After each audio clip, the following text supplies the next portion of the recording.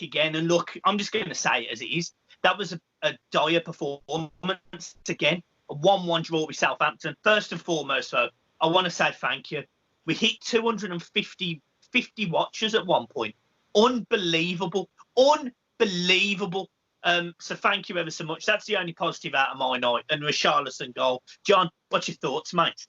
Same again. I thought it was a poor game. You know, we've carried on the performance from the Tottenham game. I expected more tonight playing the Southampton team, who have been in good form lately. But listen, from the first whistle, you could see it wasn't going to be another great performance. And, you know, the game carried on like that. We were a bit better second half. Moise Keane come on, did make a bit of a difference. Thought Tom Davies had a better game. But listen, I think, as you said in the stream, that's Europe gone now. I think we just need to concentrate now, finishing as high as we can, getting more money into the club for each position we finish. And look, give some of the kids a game. Start Moise Keane for the rest of the season. Give Benny a couple of games. Anthony Gordon was really good up until he went off tonight. Start him again on Monday. But listen, it's disappointing. And Carlo Ancelotti's got a massive, massive job on his hands there. Yeah, I mean, the best, in my opinion, I mean, again, I always go, in my opinion tonight, the four best players for Everton tonight were Gordon, Richarlison, Luca Dean, and Tom Davies when Gomez went off. Gomez played 40 minutes today. He got injured and come off. I don't know how much of an injury it was because he does not look happy. How bad was it? Because he was bad. So there's no getting around it. He's had a bad few games, but I feel like he fell in love with Everton, and I actually think he's fell out of love with Everton. That's how it looks to me.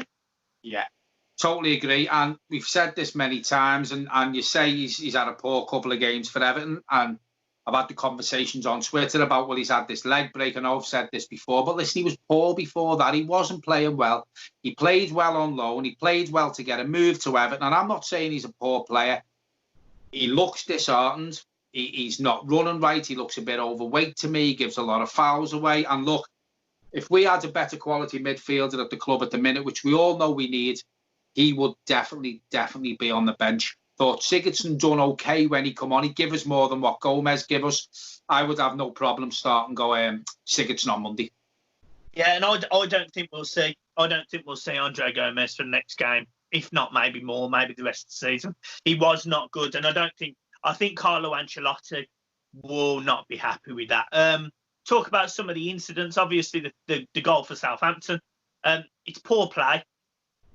Again, Gomez, the guy goes past Gomez. The ball comes into the middle. I think he gets round Yuri Mina.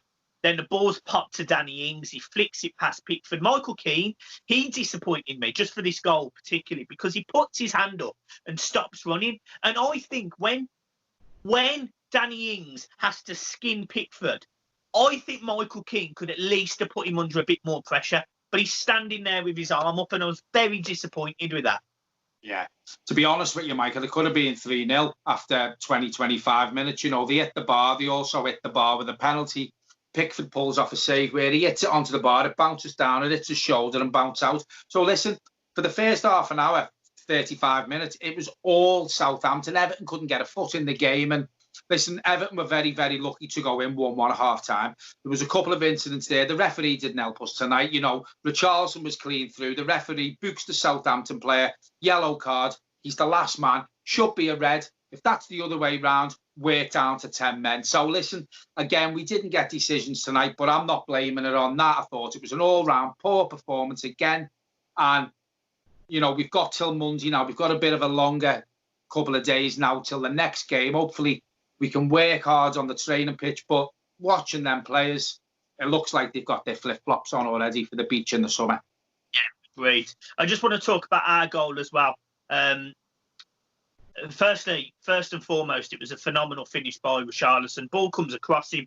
He's sort of in mid-air, and he hits it straight into the top corner. It was a great finish, and that puts him as joint top goal scorer for Everton, 13 goals this season. From a player who yes, he's been playing as a striker, but he was, you know, his trade was as a winger, so he's doing a very good job. But I want to just say it was quick football. Sigurdsson gets the ball nice and quick. Sees Luca Dean's got loads of space on the left hand side. Passes the ball nice and quick to him, and the ball from Luca Dean is nothing short of exquisite. I did say it on the watch along. If Andre Gomez is still on the pitch and Sigurdsson's not, we don't score that goal. We don't score that goal because the ball comes from Sigurdsson, as you say, to Luca Dean. For me, Gomez goes back with that ball like he's done for the last couple of games. He goes backwards. In my opinion, Everton get beat 1-0 tonight if Gomez stays on that pitch. Yeah, agreed. Again, agreed. And I think what these games are doing, the last couple of games, certainly the second half at Leicester, the game at Spurs and this game, it's concerning me. You know, it's concerning me next season because we're not good. I think it just shows the size of the task that Ancelotti's got on his hands. And again, I said this in the watch-along, this must be the worst group of players that he's ever managed. You know, we've gone through the team on the phone in the past, and listen, there's probably only 4 players in that team who you could say you'd be happy to keep. You know. It makes me angry, John. It makes me angry that this, you know, this side, this... do you know what? These petulant shithouses are scared of putting their foot in, scared of going near the referee and having a word with them. You know, and this is a team that has cost £450 million. You know, I go back to the team that the man that we're watching right now on Amazon Prime, Roberto Martinez. He had Lukaku, he had Deulofeu on loan, he had an informer Alas, and he had a very young Ross Barkley. I can't say that Everton are as good as that team. Yeah. And £500 million later. Yeah, and you mentioned a player there, Ross Barkley. You know, we know everyone's thoughts on Ross Barkley. You know the way he left Everton, but I'll tell you something now. He's the sort of player our midfield's missing. Ross Barkley's come back since the football started again. He's the first name on Chelsea team sheet every time. He's the sort of player we want. In my opinion, Ross Barkley at Everton now thrives under Carlo Ancelotti. He thrives. But unfortunately, he's not. We move on to Monday. Another watch along there will be. As Michael said, thanks very much for tonight. Man of the match for me tonight. There is a couple because there was no in-between with Everton tonight. The players were either really poor or some of them have improved on the previous games. Tom Davies was a bit better. Luca Dean had a good game, ran his bollocks off. Richarlison run into the ground tonight. Andy Gordon done well before he went off. My man of the match tonight, I'm probably going to give it to Richarlison for the finish, to be fair. It was a great finish, so I'm giving it to Richarlison tonight for the amount of running he done, for the goal he scored. Looked like he cared. He put a shift in, so Richie gets my man. Yeah, agreed. I give Richarlison man of the match. And one thing I'm just going to finish on this.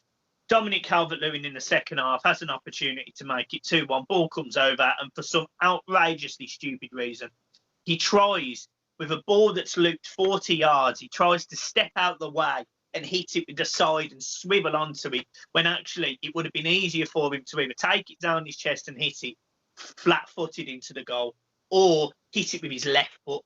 And it was really disappointing, that decision-making. And we've commented on it before. In front of goal at times, he either plants it at the keeper or fucks it up. And I do not want to see Andre Gomez, and I don't want to see Dominic Calvert-Lewin starting on Monday. Yeah, I think Dominic Calvert-Lewin can flap a bit in front of goal. You know, hopefully that will come with more experience. But again, he hasn't been great since the football comeback. Totally agree with Andre Gomez. Wouldn't bother me if we don't see him again this season. Yeah, agreed. John, right, I'm going to leave it there. I'm watching the highlights. I've just seen Michael Keane just fucking stand there and put his arm up. Pisses me off. I know we said we weren't going to swear, but they've just made me angry. So, guys, we're going to leave it there. Thank you ever so much for watching, as always. John, thanks enough for the watch along. Brilliant. Your match preview this week. We'll see you on Saturday. Well done. We've also got the vlog coming out for tomorrow. That video is going to be brilliant. Please, please, please watch it, share it. I'm telling you now, it will be the best Everton match day vlog you've ever seen. Bearing in mind, we're here. I'll see you soon, guys. Peace. Good, folks.